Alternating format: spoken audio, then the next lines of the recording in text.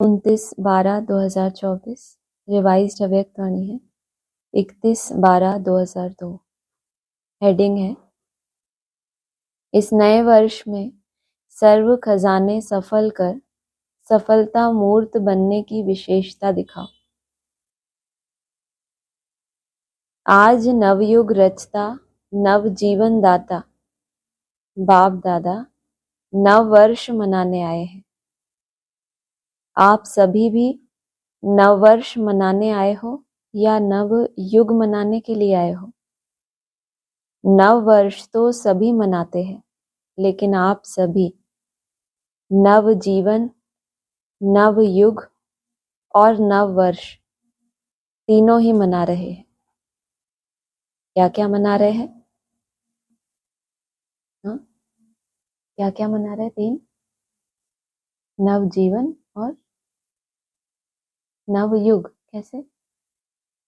कौन सा युग चल रहा है? संगम युग चल रहा है। कौन सी शूटिंग चल रही है अभी? नहीं चल रही। भूले हुए रहते हो या किसको रहता है स्मृति में कि अभी कौन सा शूटिंग पीरियड चल रहा है? रहता है स्मृति में। कल्प जो 14 वर्ष हमें समय मिला है, उसमें से पहला कल्प नहीं, सॉरी, जो पहला उसका हिस्सा है सतयुग की शूटिंग, सतो प्रधान। तो कह रहे हैं नव युग मनाने, नव जीवन और नव वर्ष तीनों ही मना रहे हो। स्थूल रूप में भी नया वर्ष सामने है ना, 1 तारीख। बाप दादा भी त्रिमूर्ति मुबारक दे रहे हैं। नव वर्ष की 1-2 को मुबारक देते हैं, साथ में कोई ना कोई गिफ्ट भी देते हैं। गिफ्ट देते हो ना। लेकिन बाप दादा ने आप सबको कौन सी गिफ्ट दी है? गोल्डन दुनिया की गिफ्ट दी है। सभी को गोल्डन दुनिया की गिफ्ट मिल गई है ना। कौन सी गिफ्ट मिल गई? गोल्डन दुनिया की गिफ्ट मिल गई सबको। क्या निशानी है गोल्डन दुनिया की गिफ्ट मिलेगी तो? कैसे पता चले मिल गई कि नहीं मिल गई? अरे 3 स्टेजेस है ना आपकी याद की। आप अपनी दुनिया को कहाँ से देखोगे? ब्रह्मा ने अपने संकल्पों से सृष्टि रची, तो आपको कैसे पता चले मैं नई दुनिया में हूँ, पुरानी दुनिया में हूँ? मैं आत्मा ये भ्रुकुटी में रहती हूँ ना, तो उसके चारों तरफ क्या है? ऑरा कैसे क्रिएट होता है? संकल्पों से होता है ना। तो किस तरह के संकल्पों में रमण कर रही हूँ? सिल्वर स्टेज है, व्यर्थ आ जाता है, लेकिन आपको तुरंत याद आ जाता है। क्या क्या याद आ जाता है? सिल्वर स्टेज में क्या आएगा? मेरा बाबा, मीठा बाबा, प्यारा बाबा। कम से कम व्यर्थ से किनारा हो। गोल्डन दुनिया की गिफ्ट माना शुभ भावना, शुभ कामना। लास्ट में हुई थी ना क्लास की। दिन आपका बढ़ता जा रहा है, कैसे पता चले? कैसे पता चले? क्या बोला था भाई साहब ने? कैसे पता चले कि 25 दिसंबर बड़ा दिन मनाया ना, तो कैसे पता चले आपका दिन बड़ा होता जा रहा है, आप दिन में जा रहे हो? आपके अंदर हर एक के लिए नेचुरल रूप से क्या आती जाए? शुभ नहीं भी आए तो आपको तुरंत स्मृति तो आ जाए। शुभ भावना आए ना आए, शुभ भावना रखने की क्या आ जाए? स्मृति आ जाए कि ऐसे समय पे मुझे कैसे कैसे इनके लिए शुभ भावना रखनी है। तो बाप दादा ने आप सबको गोल्डन दुनिया की गिफ्ट दी है। सभी को गोल्डन दुनिया की गिफ्ट मिल गई है ना। जिस गोल्डन दुनिया में, नव युग में सब प्राप्तियां हैं। याद है अपना राज्य? कोई अप्राप्ति का नाम निशान नहीं है। ऐसी गिफ्ट सिवाय बाप दादा के और कोई दे नहीं सकता। सारे विश्व में अगर कोई बड़े ते बड़ी सौगात देंगे भी तो क्या देंगे? बड़े ते बड़ा ताज या तख्त देंगे।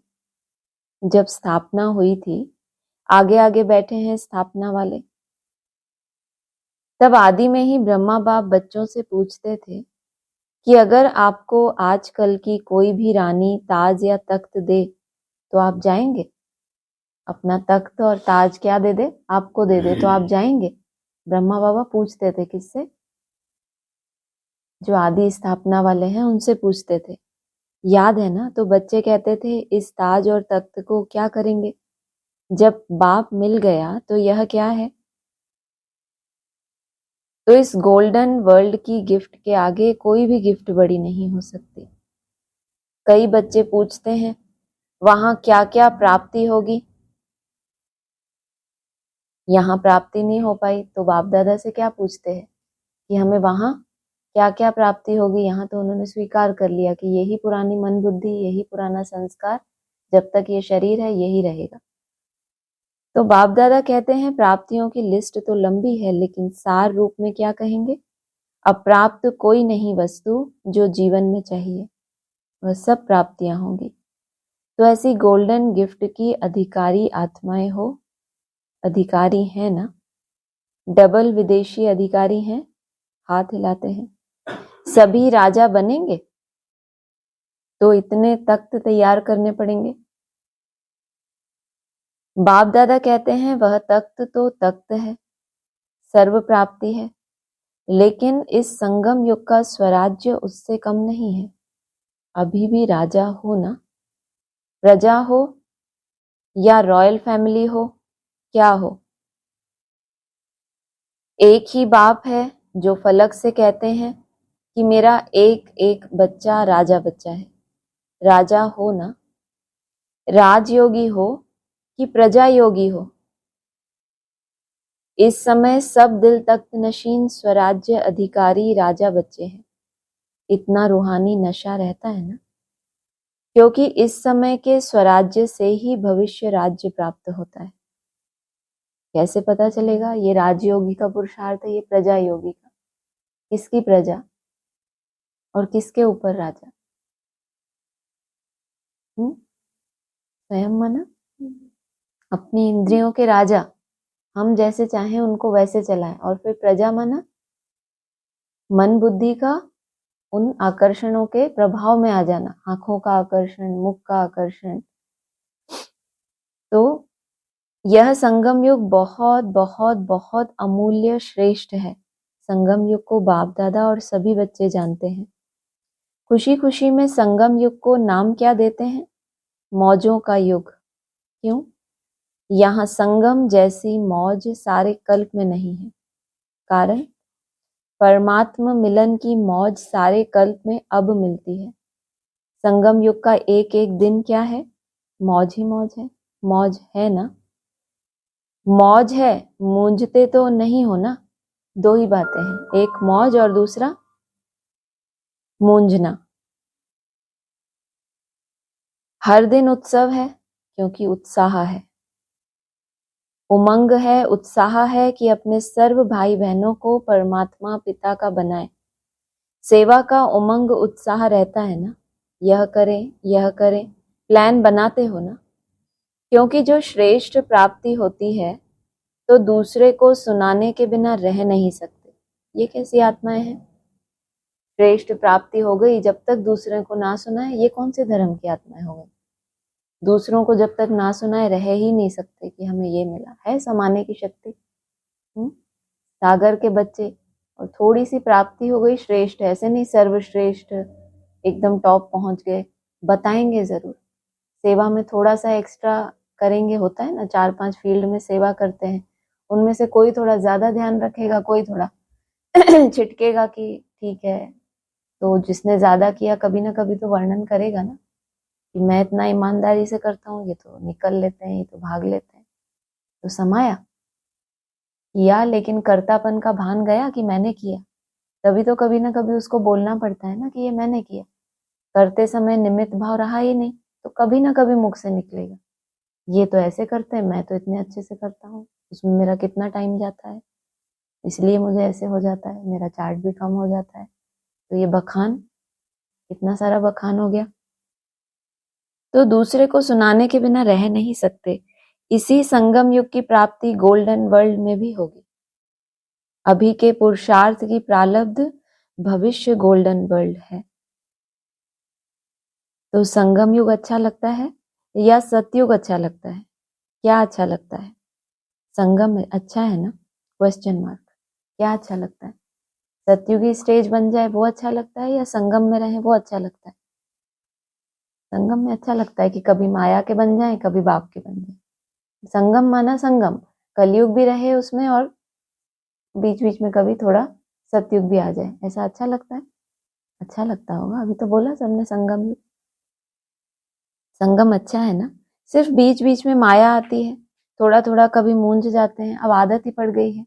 80 साल से भी ऊपर संगम में 90 साल होने जा रहा है, तो ऐसे ही बिताया है, कभी माया कभी मूंझ, तो अब आदत पड़ गई। 10 एक साल और ऐसे चले जाए तो कोई बात नहीं, चलेगा ना। थोड़ा कभी कभी मूंझ जाते हैं। कई बच्चे सहज योग को मुश्किल योग बना देते हैं, है नहीं, लेकिन बना देते हैं। वास्तव में है बहुत सहज। मुश्किल लगता है, जिसको मुश्किल लगता है वह हाथ उठाओ। सदा नहीं, कभी कभी मुश्किल है या सहज है। जो मुश्किल योगी हैं वो हाथ उठाओ। 1 2 3 4 5 मुश्किल योगी, आप लोग सब सहज योगी। कभी कभी, कब तक चलेगा कभी कभी? सहज है कि मुश्किल है? मुश्किल बना देते हो, बाबा ने बोला। ऐसा नहीं कि आप बोलो बाबा ने विधि इतनी कठिन बताई है, डिटैच होके मैं आत्मा, कौन सी विधि बताई है? ये मुश्किल है मेरा बाबा में, तो फिर क्यों बोल रहे हैं मुश्किल है? मुश्किल बना देते हो, क्यों? क्योंकि आपका उस समय जो स्थिति है उस हिसाब से आपने शस्त्र नहीं उठाया। वो वाला आपको चाहिए स्टेज, जो उस समय के लिए नहीं है। वो आपकी तब बनेगी जब आप उस व्यर्थ से उठ के शुभ भावनाओं में आओगे। शुभ भावना में टिको। कभी आपके साथ ऐसा हुआ है कि व्यर्थ संकल्प चल रहा है, अचानक आ गया कुछ विपर चिंतन व्यर्थ, और आपको एकदम आया होश कि नहीं मेरा बाबा करना चाहिए। आप उससे पहले बहुत अच्छी बिंदु में टिक रहे थे और अचानक पर कुछ भी आ गया नेगेटिव, और आपने सोचा मेरा बाबा मीठा बाबा, इससे छूटने के लिए, और बैकग्राउंड में आप उस बिंदी को भी रख रहे हो कि मुझे वहां जाना है। वो भी आपको महसूस हो रही है कि ये तो सिर्फ इस व्यर्थ को साइड करने के लिए है, मेरी मंजिल तो वो है। तो ये डबल हो गया कि बस थोड़ी देर के लिए हमने शेल्टर लिया है मेरा बाबा मीठा बाबा, लेकिन वो मेरा टारगेट है। और वो करते करते ही आप यहाँ से वहां कब ट्रांसफर हो जाओगे आपको पता ही नहीं पड़ेगा। व्यर्थ तो फिर याद ही नहीं आएगा कि क्या चल रहा था, मुश्किल हुआ सहज हुआ। कोई कोई को हेटी आती है उसमें कि मेरा बाबा मीठा बाबा, इसमें कैसे? नहीं, मुझे भी ऐसे होता है, इसीलिए अपना अनुभव बता रही हूँ कि ऐसे करने की तो जरूरत ही नहीं। बहुत कभी ऐसे नहीं कि आपको बहुत व्यर्थ परेशान करे, तो कभी ऐसे किया नहीं कि मेरा बाबा मीठा बाबा क्यों करना है, इससे अच्छा ड्रिल करो ये करो। उसको कभी बहुत ज्यादा ऐसे, क्योंकि कभी ऐसी इमरजेंसी आई नहीं कि जरूरत पड़े।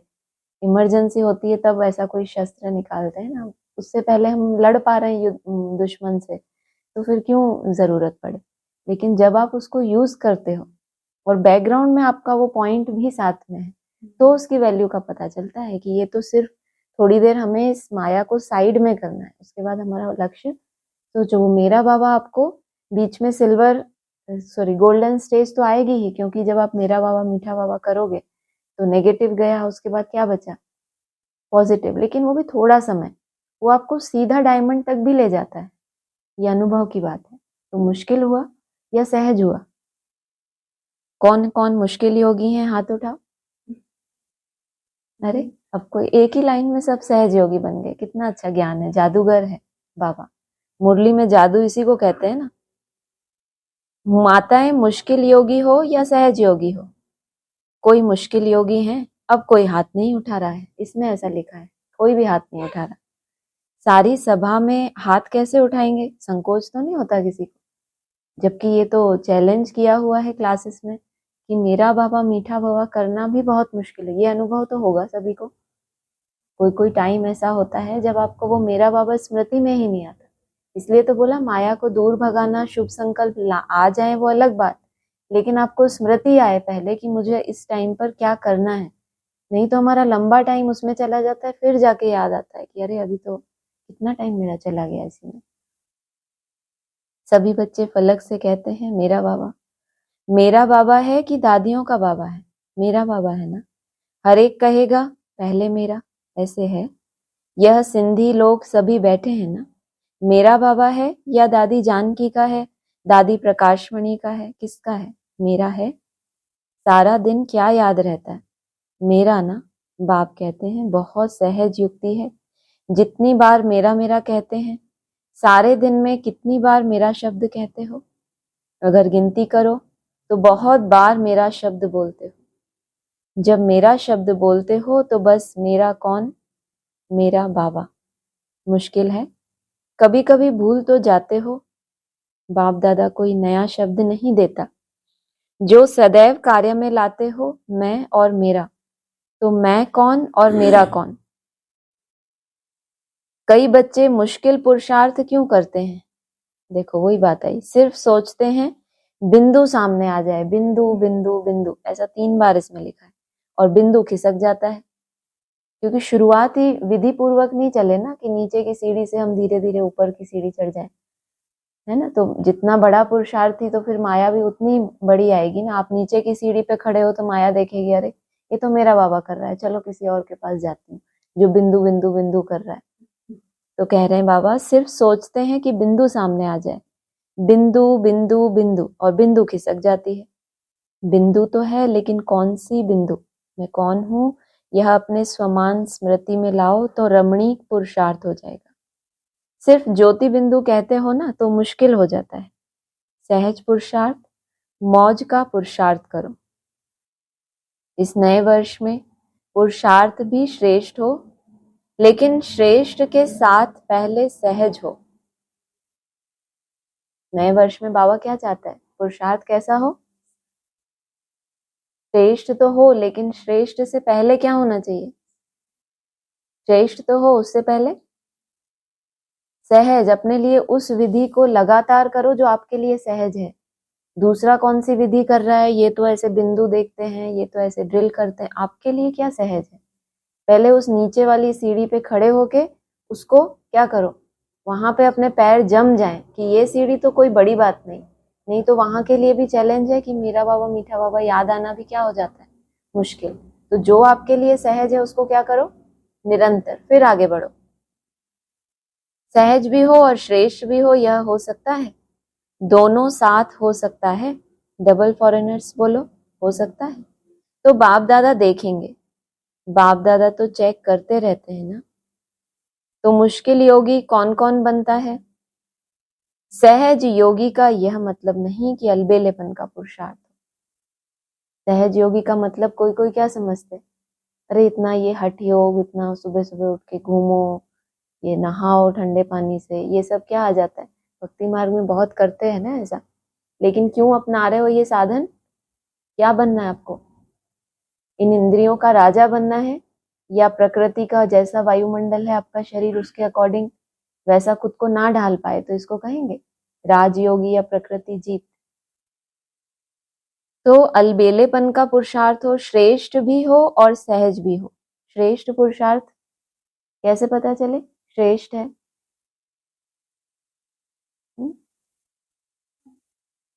आपकी जो मेहनत है, आपको ये सर्टिफिकेट खुद को दे पाओ कि ये मेरा पुरुषार्थ आलस मुक्त था। सबसे ज्यादा उसमें कौन सा विघन पड़ता है? आलस का। और आपको ये लगे कि मेरा पुरुषार्थ कैसा हो, आलस मुक्त। जाना है आपको इसको देखने, फ्रिज वगैरह चालू।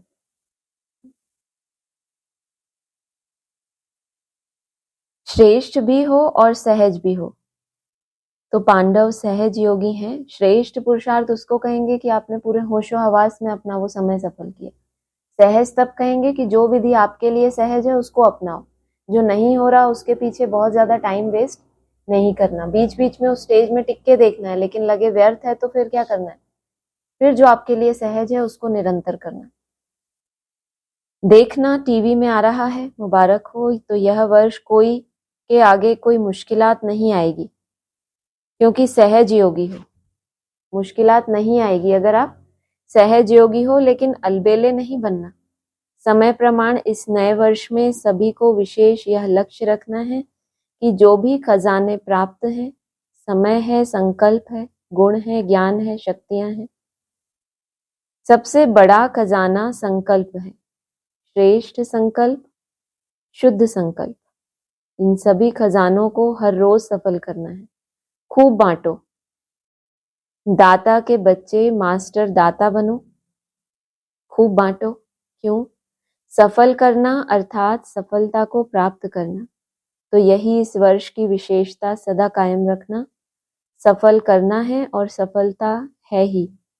सभी कहते भी हो ना कि सफलता हमारा जन्म सिद्ध अधिकार है अधिकार। तो सफल करो और सफलता प्राप्त करो। कोई भी कार्य करो, कोई ना कोई खजाना सफल करते जाओ और सफलता का अनुभव करते चलो। सोचो, सफलता का अधिकार आप ब्राह्मण आत्माओं के सिवाय और किसका अधिकार हो सकता है? क्यों? क्योंकि बाप ने आपको सफलता भव का वरदान दिया है। बाप दादा सदा कहते हैं, एक एक ब्राह्मण आत्मा सफलता का सितारा है, सफलता स्वरूप है। सफलता के सितारे होना या मेहनत के सितारे हो, बाप दादा सभी बच्चों को सफलता का सितारा इसी स्वरूप में देखते हैं। याद है ब्रह्मा बाप ने आदि में कितने समय में सब सफल किया? अंत तक अपना समय सफल किया। चाहे कर्मातीत भी बन गए, फिर भी कितने पत्र लिखे? समय सफल किया ना? क्या बोला? याद है ब्रह्मा बाप ने आदि में कितने समय में अपना सब कुछ सफल किया? अंत तक अपना समय सफल किया। माना जब तक कहते हैं ना सतो प्रधान बन के शरीर छोड़ो, तो जब तक समय था उसको कैसे सफल किया? अंत तक सफल किया। और आप सफलता की परिभाषा क्या समझते हो? आपको लगता है हम सफलता रोज हमें सफलता मिलती है, ऐसा है कोई? या भाई साहब हमें ये टारगेट दिया था कि हमें 3-3 महीने में अपनी चेक करना है कि पहले हमारा इतने सेकंड था, अभी इतना बड़ा है, अभी तो ऐसी कोई रिपोर्ट निकली आपकी दिवाली के बाद से? या अभी निकालना बाकी है कि कहाँ मेरी प्रोग्रेस हुई, कहाँ अपनी सफलता? तो ब्राह्मणों का अधिकार है ही, लेकिन सफलता को निकालना भी आए ना। साइंटिस्ट होते हैं वो, जब कितने सारे मिशन होते हैं उनके प्रयोग करते रहते हैं, तो उसमें सूक्ष्म रूप में कहाँ कहाँ ये चेंजेस आए, कैसे आगे बढ़ा रॉकेट हमारा जो हमने भेजा था, वहां से कैसे मूव कर रहा है, तो उसको देखने के लिए भी क्या चाहिए? इतनी सूक्ष्म बुद्धि चाहिए कि पिछले महीने का जो पुरुषार्थ था और इस महीने का पुरुषार्थ है, उसमें ये अंतर है। वो किसको ऐसा महसूस हो पाएगा? जिसके लिए ऊपर बोला कि हर दिन क्या हो उनके अंदर? कुछ नया करने का उत्साह हो। नहीं तो एक रूटीन फॉलो करना और पुरुषार्थ करना, रोज अपने लिए कोई नया लक्ष्य रखना कि आज मेरा क्या टारगेट है। नहीं तो होता क्या है, मोस्टली सुबह से शुरू हो जाते हैं, 4 घंटे शाम को, सुबह इतना तो हो ही जाता है, रोज तो हो ही जाएगा। कोई नया उमंग हो, कोई नया लक्ष्य हो अपने लिए, तो ऐसा रखते हो नया उमंग अपने लिए रोज कि आज क्या विशेष करना है मुझे? तो हर दिन देवताओं का एक एक दिन एक एक वर्ष के बराबर बोला। क्यों ऐसा बोला? कि इतना टारगेट ले लेते हैं बड़ा अपने लिए, उसके बाद क्या कि 1 महीने की भी आप अपनी रिजल्ट देखो, एकाग्रता की या समय सफल करने की, अपने अलबेलेपन की, आलस की, कहीं ना कहीं आपको अंश मात्र भी प्रोग्रेस महसूस होनी चाहिए। तो कहेंगे कि हमारी गाड़ी आगे बढ़ रही है। ना हम चेक करने में इंटरेस्ट है हमारा, ना हमें पता चले कि हम मंजिल पे पहुंच रहे हैं कि नहीं। मंजिल पे तो तभी पहुंचेंगे ना जब कदम कदम भी हमारे आगे बढ़ेंगे, तो वो प्रोग्रेस कहाँ से देखेंगे? अंत तक अपना समय सफल किया, चाहे कर्मातीत भी बन गए, फिर भी कितने पत्र लिखे? समय सफल किया ना? लास्ट दिन भी मुख से महावाक्य उच्चारण किए, है ना? वो कर्मातीत किस हिसाब से बोला कि अब उस आत्मा को गर्भ जेल में जाना नहीं था, तो उन कर्मों के बंधन से वो आत्मा क्या हो गई? डिटैच। तो भी लास्ट तक मुख से महावाक्य उच्चारण किए, लास्ट दिन तक सब सफल किया, इसीलिए सफलता को प्राप्त हो गए। तो फॉलो फादर। वास्तव में संगम युग का एक एक संकल्प, एक एक सेकंड सफल करना ही सफलता मूर्त बनना है। सभी निश्चय से कहते हैं ना कि ब्रह्मा बाप से तो हमारा बहुत प्यार है, तो प्यार की निशानी है कि जो बाप को प्रिय था वो बच्चों को प्रिय हो, समय, संकल्प और सर्व खजाने सफल हो, व्यर्थ नहीं हो। प्यार की निशानी है फॉलो फादर। ब्रह्मा बाप ने विशेषता क्या दिखाई? जो सोचा वह सेकंड में किया। सिर्फ सोचा नहीं, सिर्फ प्लान नहीं बनाया, प्रैक्टिकल में करके दिखाया। तो ऐसे है, फॉलो करने वाले हैं ना? अच्छा है, आज बहुत ही आ गए हैं न्यू ईयर मनाने के लिए। अच्छा है, अगर हॉल छोटा पड़ गया तो दिल तो बड़ी है, देखो दिल बड़ी है तो समा गए ना। आज सभा में 18-19 हजार भाई बहनें बैठे हैं। सभी बाहर बैठे हुए भी सुन रहे हैं ना। बाहर बैठने वाले सुन रहे हैं, वह तो दिखाई नहीं देंगे। बाप दादा ने सुना फॉरेन में सबसे ज्यादा ऑस्ट्रेलिया वाले रात के 12 बजे बैठते हैं और 4 बजे अमृत वेला करके उठते हैं। तो बाप दादा ने भी आज ऑस्ट्रेलिया को याद किया। सुन रहे हैं? यहाँ ऑस्ट्रेलिया वाले हैं, हाथ उठाओ। त्रिमूर्ति मुबारक, पहले ऑस्ट्रेलिया को फिर सभी को। कौन सी त्रिमूर्ति मुबारक दी थी? अरे किसी को याद नहीं? हाँ, 9 वर्ष की। इस वर्ष का लक्ष्य तो बताया कि सफल करो, सफलता है ही, यह सभी ने पक्का किया। सफल करना है, व्यर्थ नहीं। संगम युग समर्थ युग है, सफलता का युग है, व्यर्थ का नहीं है। व्यर्थ के 63 जन्म समाप्त हुए, अब यह छोटा सा युग सफल करने का युग है। अगर समय सफल करेंगे तो भविष्य में भी आधा कल्प का पूरा समय राज्य अधिकारी बनेंगे। अगर कभी कभी सफल करेंगे तो राज्य अधिकारी भी कभी कभी बनेंगे। समय सफल की प्रारब्ध यह है। श्वास सफल कर रहे हो तो 21 जन्म ही स्वस्थ रहेंगे। चलते चलते हार्ट फेल नहीं होगा। किसी की हार्ट रुक जाती, किसी की नलियां बंद हो जाती, वह नहीं होगा। कब? श्वास है ना, एक होती है एक्सरसाइज, एक होता है प्राणायाम, उसका रिलेशन है आपकी श्वासों के साथ। तो हर श्वास में बाप की याद हो तो 21 जन्म ही स्वस्थ रहेंगे। ज्ञान के खजाने को भी सफल करो। तो ज्ञान का अर्थ है समझ। वहां इतने समझदार बन जाएंगे जो कोई मंत्रियों की जरूरत नहीं है। आजकल तो देखो, शपथ लेते ही पहले मंत्रिमंडल बनाते हैं। आजकल मंत्रणा का है ना। अभी ज्ञानी भी किसको समझा जाता है? कलयुगी दुनिया में क्या कहते हैं बाबा? पंडित सोई जोई गाल बजावा। जो ज्यादा बोले, ज्यादा ज्ञान समझाए, वो समझो। बाबा कह रहे हैं ज्ञानी अर्थात जो खुद समझदार बने। उसको फिर ना दूसरों को मंत्रणा देनी है, ना उसको कोई मंत्रणा चाहिए। जो कोई मंत्रियों की जरूरत नहीं। आजकल तो देखो, शपथ लेते ही पहले मंत्रिमंडल बनाते हैं। वहां साथी होंगे लेकिन मंत्री नहीं होंगे। रॉयल फैमिली, हर एक दरबार में बैठने वाले ताजधारी होंगे। रॉयल फैमिली कम नहीं होगी। चाहे तख्त पर नहीं भी बैठे लेकिन मर्तबा एक ही जैसा होगा। इसलिए यह नहीं सोचो कि तख्त नशीन बहुत थोड़े बनेंगे, लेकिन आप लोग भी राज दरबार में राज्य अधिकारी के रूप में होंगे। आपके सिर पर भी ताज होगा और आपका पूरा अधिकार होगा। तो क्या बनेंगे? नंबर 1 या नंबर वार? क्या बनेंगे? नंबर वार बनेंगे या नंबर 1 बनेंगे? तो क्या करना पड़ेगा पता है? हिम्मत दिखाई, यह बहुत अच्छा है, लेकिन 1 नंबर बनने के लिए पहले विन करना पड़ेगा। विन करना अर्थात जीत लेना। कर रहे हैं ना, करेंगे यह नहीं कहना, कर रहे हैं। दूसरे भी सुन रहे हैं। आज सुना कि पुराने सिंध के ब्रह्मा के साथी बहुत आए हैं। हाथ उठाओ। छोटे बच्चे उठो। परिवार के परिवार आए हैं। अच्छा, कोई कमाल दिखाएंगे? क्या दिखाएंगे? किसी ने कहा मैसेज देंगे। वह तो कर ही रहे हैं। अच्छा, 38 आए हैं तो क्या कमाल करेंगे? चलो ज्यादा नहीं कहते, छोटी सी बात कहते हैं करने के लिए। तैयार हो? बच्चे भी कमाल करेंगे ना। किसी ने कहा 38 लाख बनाएंगे। ऊपर बाबा ने कहा कमाल दिखाएंगे, तो इन्होंने क्या बोला? मैसेज देंगे। बाबा ने कहा ये तो अभी भी कर ही रहे हो, तो ये कोई कमाल नहीं है। फिर भी उनके समझ नहीं आई। फिर क्या बोला नीचे? 38 आए हैं लेकिन हम 38 लाख बनाएंगे। पदम गुना मुबारक हो, आपने तो बड़ी बात बता दी।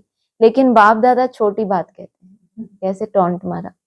वह एक एक एक को लाओ, लाना है। एक एक को लाओ। बच्चे हैं तो बच्चों को लाओ, माताएं हैं तो भाई या बहन को लाएं, लेकिन एक एक को लाना है। यह ग्रुप देख लो, आप इसको गाइड करना। अगले साल लेकर ही आना, डबल ग्रुप लेकर आना। बाप दादा यही चाहते हैं, जहां से आदि हुई वहां ही प्रत्यक्षता होनी है। रहम आता है ना।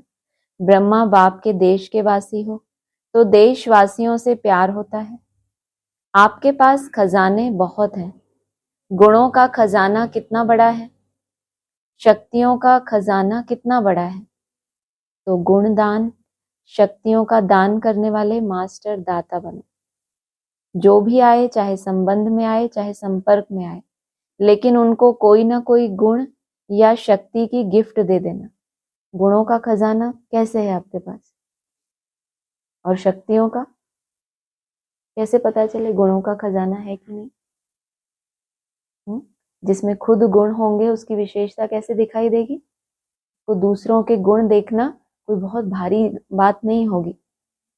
दूसरों के गुण देख पा रहे हैं, इसका मतलब आप क्या हैं, गुणों को धारण करने वाले। तो जो अपने अंदर अवगुण है उसको भी क्या करेगा, दूसरों के गुण देखते देखते वो गुण उसके अंदर समा जाएंगे। जो अवगुण दूसरे का देखते हैं वो आपके अंदर, अव्यक्तवाणी यही बताती है ना, वो आपके अंदर आ जाएगा। और अगर गुण देखना शुरू किया तो आपके पास जैसे गुणों का क्या हो गया, खजाना हो गया, बस धारण करने की देर है। जो भी आए, संबंध में आए, संपर्क में आए, लेकिन उनको कोई ना कोई गुण या शक्ति की गिफ्ट दे देना। कोई खाली हाथ ना जाए, और कुछ नहीं तो बाप के संदेश के मीठे बोल, वह मीठे बोल भी गिफ्ट देना। दुनिया वाले तो कोई भी उत्सव होता है ना तो एक दो को मुख मीठा कराते हैं, लेकिन बाप दादा कहते हैं मुख मीठा तो कराना ही है, लेकिन अपना मीठा मुखड़ा भी दिखाना है। सिर्फ मुख मीठा नहीं, मुखड़ा भी मीठा। इतनी मधुरता जमा है ना। जो बांटो तो भी भरपूर रहो। तो इस खजाने को जितना बांटेंगे उतना बढ़ेगा। मुख मीठा और पूरा मुखड़ा मीठा, अंतर क्या हुआ। कोई कोई की चलन देख के निकलता है ना कि अब आया इसका मुखड़ा सामने, कहते ना। तो फिर मुख बहुत मीठा है, माना मुख से जो ज्ञान सुना रहे वो क्या है, बहुत मीठा मीठा सुना रहे हैं, लेकिन मुखड़ा इनका कैसे पता चलता है, चलन से। कौन सी चलन, मुख में मीठा मीठा दे दो तो मीठे हैं, अच्छा अच्छा हप हप। फिर मुखड़ा मीठा, मुखड़े से क्या होता है, मुखड़े में क्या है, मन बुद्धि है ना, मन बुद्धि का वाइब्रेशन इतना मीठा हो। सिर्फ मुख मीठा नहीं, मुखड़ा भी मीठा। इतनी मधुरता जमा है ना, जो बांटो तो भी भरपूर रहो। इस खजाने को जो जितना बांटेगा उतना बढ़ेगा, कम नहीं होगा। तो इस वर्ष नोट करना, जो भी आत्मा आई उसको कुछ दिया। अगर सुनने वाला नहीं है तो मीठी शक्तिशाली दृष्टि देना, लेकिन देना जरूर, खाली नहीं जाए। यह तो सहज है ना, या मुश्किल है। अच्छा, 1 सेकंड में मन की ड्रिल याद है। हर एक सारे दिन में कितनी बार यह ड्रिल करते हो, यह नोट करो। यह मन की ड्रिल जितनी बार करेंगे उतना ही सहज योगी, सरल योगी बनेंगे। सहज योगी और सरल योगी, सहज और सरल में क्या अंतर होता है।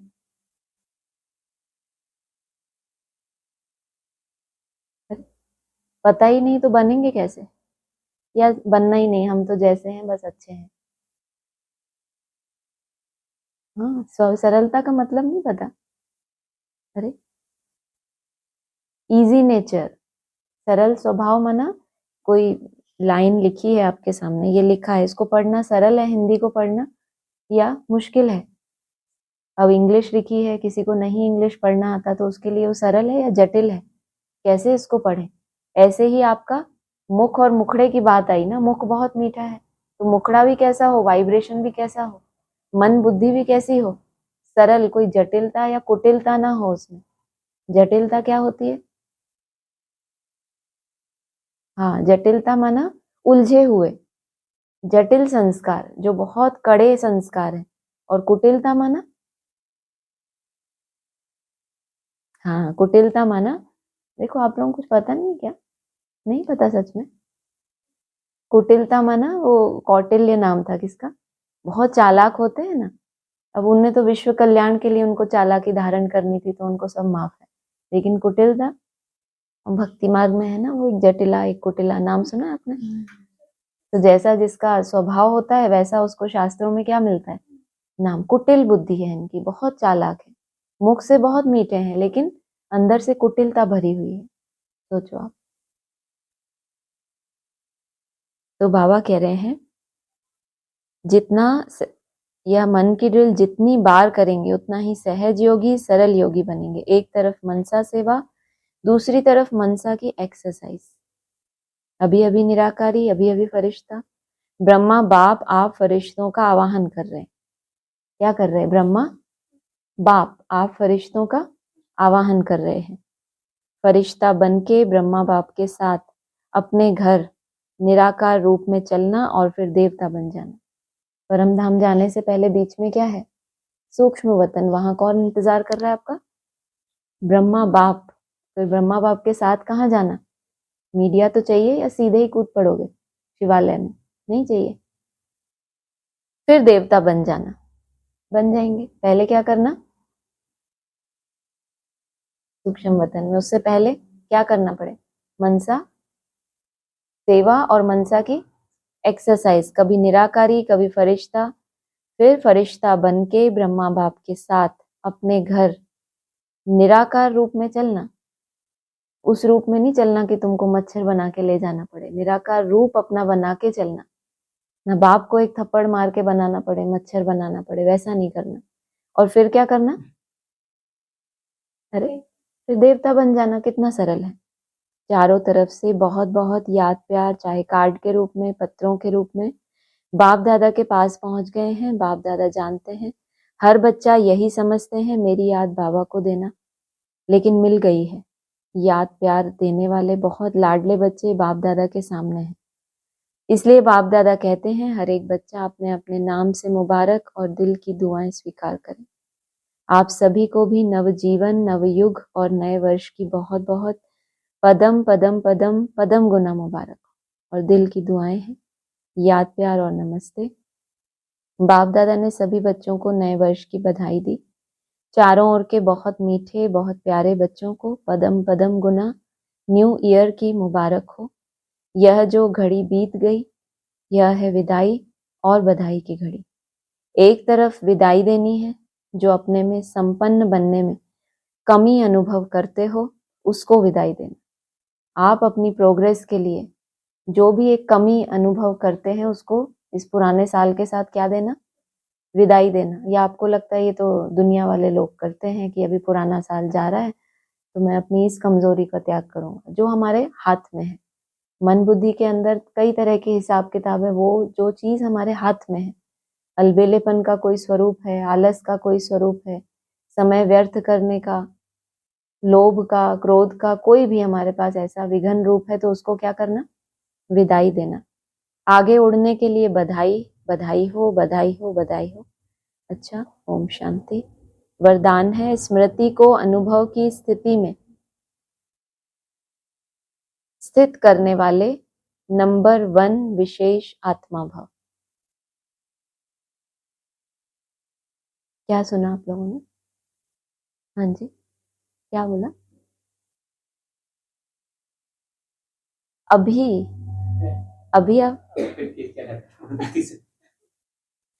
अच्छा, मन बुद्धि से। कितना आत्मा बन के बोला आपने, बहुत अच्छा। स्मृति को अनुभव की स्थिति में स्थित करने वाले।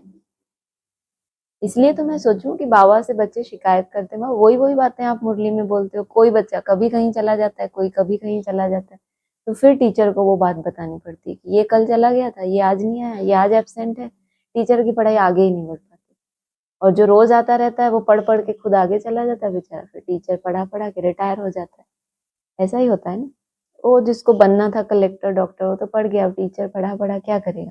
कभी ये एब्सेंट, कभी वो एब्सेंट। तो स्मृति को अनुभव की स्थिति में स्थित करने वाले, क्या मतलब है इसका? स्मृति को अनुभव की स्थिति में स्थित करने वाले नंबर 1 विशेष आत्मा भव। कभी ना कभी जो अनुभव होता है आपको, हमेशा तो स्मृति की मेहनत करते हो, उस मेहनत में, उस स्थिति में स्थित होने का जो समय है वो भी उसी में चला जाता है। स्मृति को अनुभव की स्थिति में स्थित करने वाले, जो भी आपने स्मृति लाई अपने लिए कि मैं ये हूं, उसके बाद इतने सुंदर सुंदर स्वमान का चिंतन हो, फिर उस अनुभव की स्थिति में टिक जाना। शुरुआत की थी स्मृति से, मेरा बाबा मीठा, व्यर्थ चल रहा था। अब आपको योग करना 1 घंटा, तो क्या करोगे? व्यर्थ भी है। पहले स्मृति आई मेरा बाबा कर, करते करते अपने लिए आगे की सीढ़ी पे पांव रख के देखा, कोई दृश्य अपने सामने बनाया कि बाबा से ये दृष्टि मिल रही है या फलाना, जो भी आप लोग अपना अपना, फिर उस स्थिति में स्थित होते होते अपने उस डायमंड स्थिति में चले जाना। तो कहा नंबर 1 विशेष आत्मा भव। सभी ब्राह्मण आत्माओं के अंदर संकल्प रहता है कि हम विशेष आत्मा नंबर 1 बने, लेकिन संकल्प और कर्म के अंतर को समाप्त करने के लिए स्मृति को अनुभव में लाना है। संकल्प और कर्म के अंतर को समाप्त करने के लिए स्मृति को अनुभव में लाना है। जैसे सुनना जानना याद रहता है, ऐसे स्वयं को उस अनुभव की स्थिति में लाना है। इसीलिए इसके लिए स्वयं के और समय के महत्व को जान मन और बुद्धि को किसी भी अनुभव की सीट पर सेट कर लो तो नंबर 1 विशेष आत्मा बन जाएगी।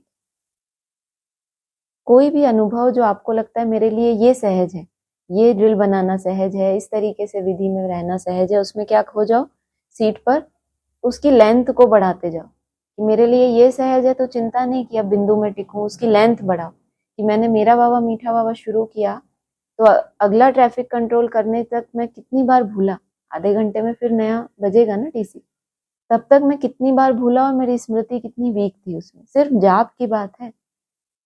तो बाबा कह रहे हैं बुद्धि को किसी भी अनुभव की सीट पर सेट कर लो तो नंबर 1 विशेष आत्मा बन जाएंगे। स्लोगन है बुराई की रीस को छोड़ अच्छाई की रेस करो। बुराई में भी कोई रीस करता है एक दूसरे की? होते हैं ऐसे, उनको लगता है कि बाबा ने कई बार कहते मुरली में कि दूसरों को देखते हैं फिर कहते हैं ये भी तो ऐसा करता है, अभी महारथी कहाँ बने हैं, उनके अंदर भी अवगुण देखते हैं, उनके अंदर से भी ये उनकी रीस की ये भी तो करते हैं। कोई कोई ब्रह्मा को देखने लगते हैं, बोला ना मून पे चले जाते हैं, वो मून क्या करता है हम देखें, बहुत डेप्थ में जाने की कोशिश करते हैं। तो बुराई की रीस को छोड़कर क्या करना है, किसी के अंदर गुणों को देखकर उसके साथ रेस करनी है। ऐसे नहीं कि अपने अंदर होना तो ये चाहिए कि जब दूसरे का अवगुण दिखे तो क्या होना चाहिए, वो ही अवगुण अपने अंदर ढूंढना चाहिए, वो ही बिल्कुल कि ऐसी गलती मैंने तो नहीं की पहले, तो जैसे ही याद आएगा तो क्या आ जाए, पर चिंतन से कहाँ मुड़ गई गाड़ी, स्व चिंतन में चली गई ना। तो ऐसा विधि अपनाते हो अपने लिए, या बुराई में किसी की रीस करते हैं कि ये भी तो ऐसा करता है, ये भी तो अभी ऐसा करता है, अभी कौन बना है, ऐसे तो नहीं लगते, नहीं रीस करते, अच्छी बात है। ओम शांति। हाँ जी, मैंने ऑस्ट्रेलिया को याद किया। हाँ जी, और ऑस्ट्रेलिया की त्रिमूर्ति, ऑस्ट्रेलिया की त्रिमूर्ति नहीं, बाबा ने कहा जो त्रिमूर्ति मुबारक दी थी वाणी में शुरू में, नव वर्ष की, नव युग की और नवजीवन की जो मुबारक दी थी, तो फिर ऑस्ट्रेलिया को पहले दी वो मुबारक, ऐसा बोला। अच्छा, ऑस्ट्रेलिया वालों का बताया 12 बजे से अमृत वेला शुरू करते हैं, 4 बजे तक पूरा सफल करते हैं, उसके बाद फिर सो जाते होंगे 4 बजे के बाद। अब 12 बजे से उठेंगे तो फिर पूरा थोड़ी ना 5 साढ़े 5 तक सफल हो पाएगा। तो विदेशियों का बताया भी है ना, 12 बजे से नया दिन शुरू होता है उनका, मनाते हैं। और बाबा ने मुरली में डायरेक्शन दिया 1-2 बजे का। हाँ जी, ओम शांति रिंकी बहन। ओम शांति। एक्चुअली जब बाबा मिलन होता है ना तो वो टाइम यहाँ पे 12 बज रहे होते हैं, हाँ तो जी, उस हिसाब से बाबा ने हाँ बोला है जी, कि 12 बजे बैठना हाँ होता है, जी, और फिर करते करते बाबा में वो 4 मिलन बज होते, जाते हैं। क्लास होते, 4 बज जाते हैं, तो हाँ, अमृत वेला करके ही उठते हैं। हाँ जी, हाँ मगर जी, अभी यहाँ चेंज हो गया है, अभी यहाँ पे सब सेंटर्स पे मिल जाती है, क्लास आ जाती है, तो अच्छा, 6:30 बजे शाम को यहाँ के हिसाब से हो जाता है। अच्छा, अच्छा, अच्छा, ठीक है, हम ठीक नहीं है। सब जागते हैं यहाँ हाँ पे। जी, हाँ जी। हाँ, वहाँ का तो नहीं पता, एडवांस में ये बात सुनी है बाबा से कि 12 बजते हैं तो विदेशी पहले पहले जाग जाते हैं, फिर बाद में सो जाते हैं, तो मैंने एडवांस वाले सुने हुए के हिसाब से टैली की। हाँ जी, मैं अभी यहाँ का देख जी, के जी, जी, उसके हिसाब से बता रही जरूरी थी। है, जरूरी है। हाँ जी, शांति। शांति। हाँ जी, और ये कहा ना कि सफल करना अर्थात सफलता को प्राप्त करना। हाँ जी, और फिर बाबा ने कहा कि खूब बांटो। हाँ जी, लेकिन ये भी एक बात आती है कि आपको जो प्राप्त, जैसे होता है ना कि बहुत हमें अगर कुछ मिले, खुशी मिले, हाँ तो वो हमें होता है कि हम दूसरों को भी मिले, हाँ जी तो वो बांटना, या फिर दूसरा बोला कि समाने की शक्ति रखनी चाहिए, हाँ जी। तो कंफ्यूजन। वो तो उनके लिए कि थोड़ी सी कोई श्रेष्ठ प्राप्ति हुई, आपके अंदर भाव सेवा करने का है या आपके अंदर ये भाव है कि इनको पता चले कि मैं श्रेष्ठ हूँ, महारथी हूँ, तो वो एक भाव में फर्क पड़ जाता है। कर्म प्रधान नहीं होता, भाव प्रधान होता है। तो ये इस हिसाब से बोला कि जब भी आपको कोई प्राप्ति हो, अब आपने सफल किया है तो आपको वो खुशी मिली है, दूसरे को जब वो सुनाएंगे तो उसको खुशी होगी, हिम्मत आएगी जरूर, लेकिन उसको भी अपना जब समय वो सफल करेगी वो आत्मा, तभी उसको सच्ची खुशी मिलेगी। ये तो सिर्फ थोड़ी देर के लिए खुशी मिलेगी दूसरे का अनुभव सुना, लेकिन जब तक प्रैक्टिकल में वो आत्मा खुद वैसी मेहनत ना करे तो परमानेंट खुशी नहीं मिलेगी। इसीलिए कल बोला था ना, परसों शायद वाणी में, कि पहले जो खुद प्रैक्टिकल में धारण करते दूसरों को फिर बताते हैं, तो उनको उनके ऊपर प्यार स्वतः ही जाता है। वो ना भी बोले, उनका वाइब्रेशन, उनका जो मुखड़ा बताया, मुख से नहीं भी बोल रहे, वो ऑरा ही चेंज हो जाता है उनका। और सुनाते हैं तो भी उसमें सेवा ही होती है।